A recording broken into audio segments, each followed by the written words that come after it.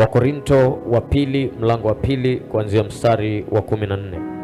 Wakorinto wa pili mlango wa pili kuanzia mstari wa 14. Yes? Yes. Talk to me. Ila Mungu ashukuriwe anayetushangiliza daima katika Kristo na kuidhihirisha harufu ya kumjua yeye kila mahali kwa kazi yetu.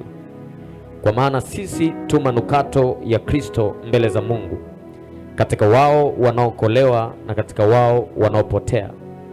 Katika hao wa pili harufu ya mauti iletayo mauti, katika hao wa kwanza harufu ya uzima iletayo uzima. Naye ni nani atoshaye kwa mambo hayo? You see the word aroma, it's aroma ambayo imeandikwa hapo. Kwa Kiswahili hapo imeandika harufu. Yes? Harufu gani? Harufu ya kumjua yeye. No, the word in English is aroma. A-R-O-M-A. Aroma. Hivyo aroma. Ndio neno lililotumika. Let's translate for them, please. It's the word that has been used. So the word aroma, kwa neno aroma, stands for a sweet smell. Linasimama kwa ajili alikimaanisha harufu nzuri. So whenever you see the word aroma, it does not stand for anything unclean.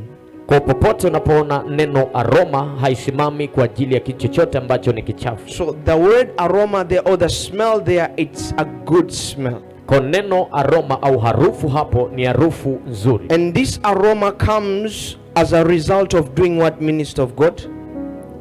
Kumjua yeye kila mahali kwa kazi zetu.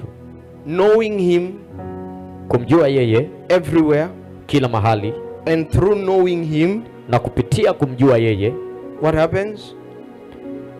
And tunadhihirisha tunafanya harufu. Tunadhihirisha harufu. Nasema na manifest the aroma. Yes. Tulielewana last week, si ndio? Oh yes. Now tonight I want to go further. Kwa jiona leo nataka niende mbele zaidi. The smell of God is simple. Na harufu ya Mungu ni rahisi. Inapatikana hapo. Finish. It is found here. Ni hapo tu. Ukielewa hapa, when you understand here, popote unapoenda duniani, you have the aroma of his glory. Whenever you go in this world, unayo harufu nzuri ya utukufu wake. So tumeanza mwisho. Kwa hiyo we have begun from the last week tulianza mwisho. Last week we began from the end. Leo today naomba nikupeleke before the aroma.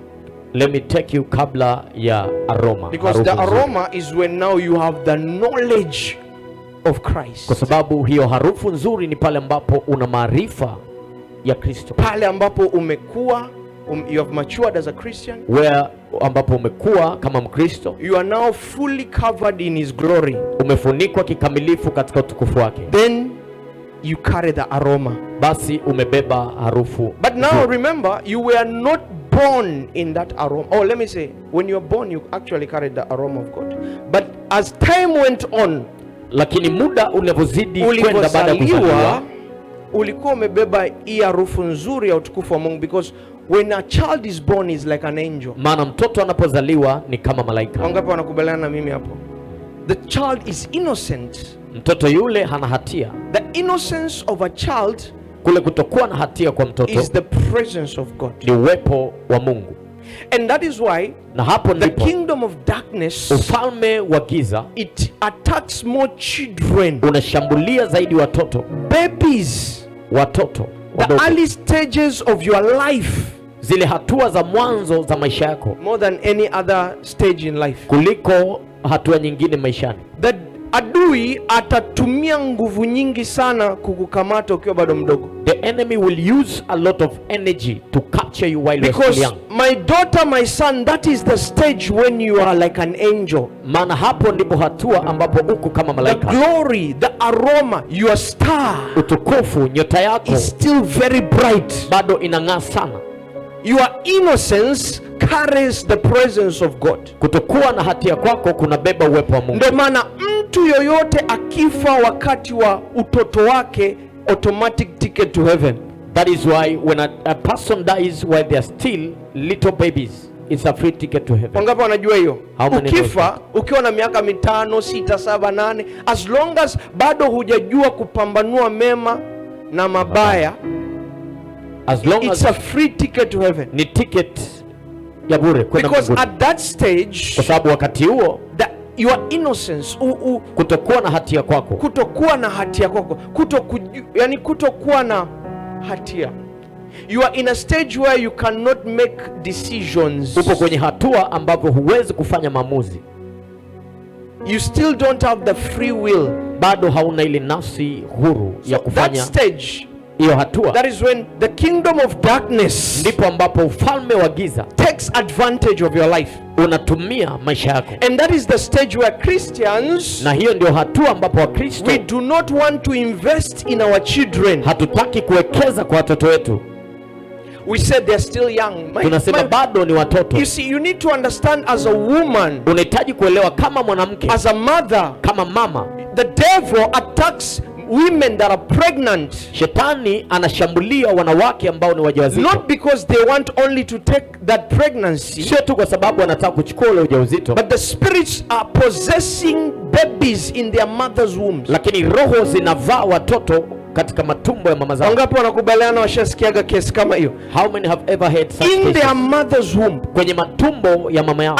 So you are giving birth Kwa kuzaa kwako to a child, unazaa mtoto, but inside of your child lakini ndani ya mtoto wako there is an unclean spirit. kuna roho chafu.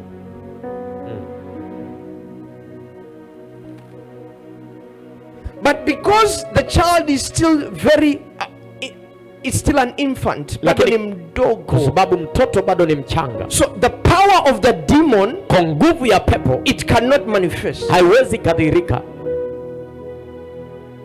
It cannot manifest. Haiwezi kadhirika. Because the power, the presence and the aroma and the glory of God is too high at that moment. Kwa sababu uwepo na ile harufu njema na nzuri ya Mungu ni ya juu The sana. child becomes very different. Mtoto anaanza kuwa tofauti When they start growing up, wakianza kukua. their habits now that are fading away, Tabia zao sasa zinaanza kupotea, and there are new habits that are coming in. na tabia mpya zinaanza kuingia. As a child Kama mtoto is growing, anavyokuwa, the child mtoto finds themselves, or a child, yule mtoto, she or he finds themselves anajikuta mwenyewe being controlled. akiwa anaendeshwa. There is a voice Kuna that the sauti child is hearing, ambayo mtoto anaisikia, and the child, because they are not trained na mtoto kwa sababu hajafunzwa by their parents, na mzazi wake, they believe the voice they are hearing, wanaamini kwamba sauti wanayoisikia it's a natural voice ni sauti tu ya kawaida that every human being hears. ambayo kila mwanadamu anaisikia. The child is Mtoto seeing and hearing things. anaona na kusikia vitu. Sawa? So anavyofanya tabia zake, So the way they react they and think behave, it's normal. wanadhani ni kawaida. That is why kuna mtoto unaweza ukampiga ukamfanyia kila kitu, haelewi, anaona. Don't you hear what I'm hearing? Ausikii There ninachokisikia. is somebody that is telling me I can just steal. Kuna mtu ananiambia naweza tu nikaiba. There is somebody that tells me stealing is not a problem. Kuna mtu ananiambia kwamba kuiba sio kitu tatizo. Do you know children wanajiulizaga kwa nini mama ananipiga? Do you know that? Children ask themselves, why what's are wrong my with this parents one? beating me? Isn't this normal? Je, hii sio kawaida? With them, Kwa sababu kwa wao there is a knowledge they are getting. They are picking up signals. kuna mahali wanakamata There mawimbi. is information that is a new info. They have never been. You see, the first people that introduce things to our children are spirits. Vitu au watu wa kwanza kutambulisha vitu kwa watoto wetu ni roho.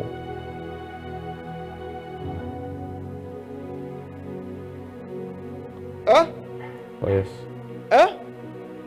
Children are being taught by spirits more than their parents. Watoto wanafundishwa na roho kuliko wazazi wao. Many children have encountered different spirits. Watoto wengi wamekutana na maroho tofauti tofauti. And for them they believe it is normal. Na kwao wao wanaamini ni kawaida. Many wazazi wengi na wananisikiliza, they will agree with me. Many parents, your child at one point said I saw something last night. Wakati fulani wazazi wengi mtakubaliana na mimi kwamba mtoto alishia kusema nimeona kitu usiku wa jana. I saw grandmother. Nimemwona bibi. I say, grandmother, your Na grandmother bibi. is in the village. What are you saying? Bibi yako po kijijini, No, I unaongea saw nini? grandmother. Nilimwona bibi. How did you say grandmother? Ulimwonaje Grandmother bibi? was wearing something white. Alikuwa amevaa kitu cheupe. Your grandmother does not even have a white garment. Bibi yako hana vazi jeupe. Nenda shule bwana, unataka kutusumbua hapa. You want to Huyu disturb mtoto ameanza hizo ni gia hizo, asiende shule.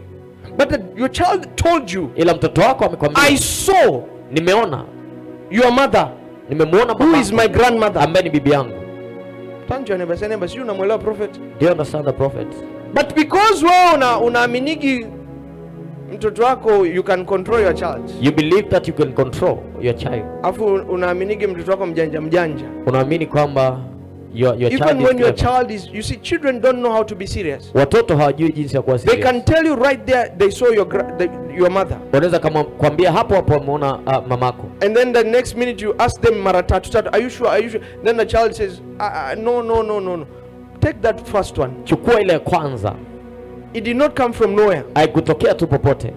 The child just doesn't know how to make you believe. Mtoto hajui tu namna kukufanya uamini. So now when that happens, Kwa hiyo ikitokea, children are growing up with energies around them. watoto wanakuwa wakiwa na energies, nishati tofauti. They are growing up with atmospheres of demons. Wanakuwa katika anga la mapepo. Children are growing up surrounded by spirits. Wanakuwa wakiwa wamezungukwa na maroho. And these spirits are feeding knowledge. You see, there is no Bible, or let me say, there is no book that teaches you sin. You know Hakuna that. kitabu kinachokufundisha dhambi. This is how you start sinning. Hivi ndivyo unavyoanza But kutenda a dhambi. human being automatically ends up in sin. Lakini mwanadamu tu anaishia kwenye Where kutenda dhambi. did the knowledge Maarifa of sin ya dhambi come yametoka from? wapi?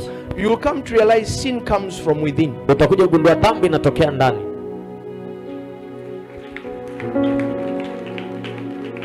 No, naomba nikusaidie tena. Let me help you. Your first day when you sinned, Siku ya kwanza ulivyotenda dhambi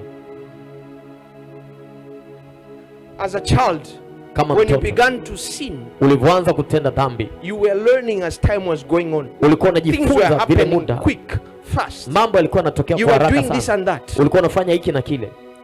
There is something within Kuna kitu ndani yako that is giving you the knowledge ambacho of doing what you are kinakupa doing. maarifa ya kufanya Now unachofanya. that thing Sasa hiko kitu that is giving you that knowledge, ambacho kinakupa hayo maarifa, that is the aroma. hiyo ndio ile harufu. That is the smell now. Hiyo ndio ile harufu. If you do good, Ukifanya you mazuri, project the aroma of God. unakuwa unaachilia, unatoa When ile you harufu start njema. sinning, Ukianza kutenda dhambi, what you are pulling close to you, unachokivuta karibu na wewe it is a filthy, unclean spirit. ni roho ambayo ni chafu na uovu. And that spirit, Na hiyo roho at one point, itataka kumanifest. wakati fulani it will want to manifest. That's why the Bible says, Ndio maana Biblia inasema what comes out of the mouth of a person, kinachotoka kinywani mwa mtu it is the abundance of what is in the heart. ni ule ujazilizo uliopo katika ndani ya moyo wake. What comes from your lifestyle, Mtindo wa maisha yako it is what is in your heart. ni kile ambacho kimeujaza moyo wako. When you can be rude and full of hatred and jealousy and bitterness. Pale ambapo unaweza ukawa mjeuri, una hasira, umejawa na uchungu. Mimi hata sikushangai. I don't even want. Mimi najua tu una moyo mbaya. I just know that you have a bad heart. Look at your neighbor. Say neighbor, unisumbui. You don't disturb me. I said look at your neighbor and say neighbor, unisumbui. Jirani yangu, you don't disturb me. Wewe una mpaka ufe. Frown till you die. I know your heart is full of bitterness. Najua moyo wako umejaa mauchungu. So siku nyingine ukutana na mtu very furious, amekununia, na mwangalie, mwambie wewe naye mshamba tu.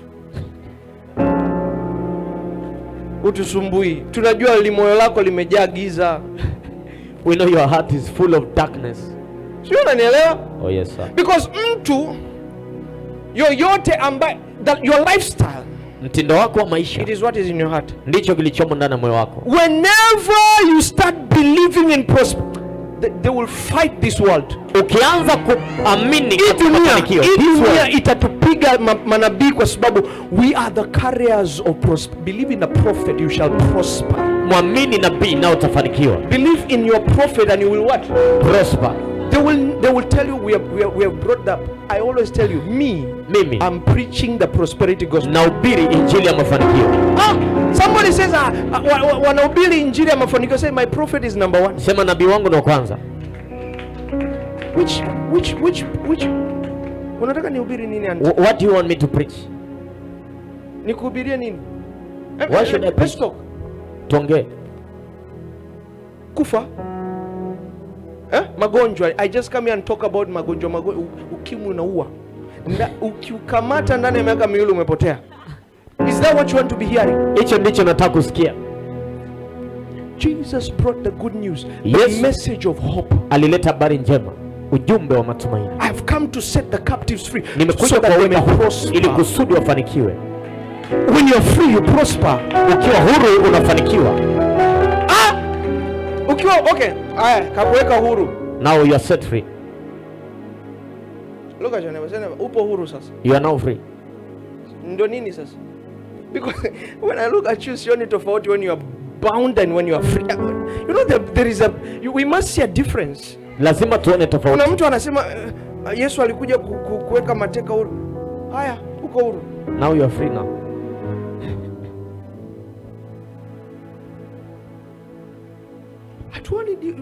I'm looking for a difference. Sioni. Tunatafuta tofauti. The only thing I know is that you pray more in tongues. Tofauti tunayojua ni kwamba unapiga ndimi za kibabu.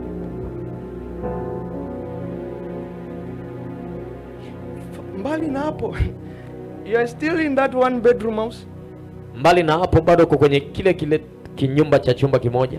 You cannot pay anything. Hawezi kulipia chochote. You cannot put food for the next person. Hawezi kuweka chakula kwa ajili ya mtu mwingine. You can't take care even of yourself. How will you take care of your wife or husband? Utamtunzaje mume wako? And then you say you are free. You are alafu unasema uko huru. Haupo huru. Something in your mind. Kuna kitu kwenye akili yako. Labda. Maybe you are free from fornication. Uko huru mbali na zina. But you are not fully free. Lakini bado hujawa huru kikamilifu. That day when you are set free, completely, unawekwa huru kabisa. The absence of hardship is prosperity. Kutokuwepo kwa ugumu ni mafanikio. The absence of the devil is Jesus. Jesus comes with lifting people. Kutokuwepo kwa shetani ni Yesu, uwepo wa Yesu. Yesu anainua watu. Fishermen, aliwafanya wavuvi wa watu. Become apostles that generations talk of. Kwa mitume ambao vizazi na vizazi vinaongelea. Lift up your right hand. Inua mkono wako kulia. Wangapi wamemuelewa Mungu? How many understood God tonight? Wangapi wamemuelewa Mungu? How many understood God kama you have understood? Wave to me if you are kama umeelewa. Say Lord. Sema Bwana. Every abundance of the heart, kila kilichojaza moyo that is not of you, ambayo hakitoki kwako, I command it, ninakiamuru in the name of Jesus, katika jina la Yesu. Come out. Toka. Let us pray. Hebu tuombe. Anything and chochote ambacho kimeujaza moyo, in my heart, ndani ya moyo wangu, everything and anything, kila kitu na chochote, in me, ndani yangu. Viewers all over the world begin to pray.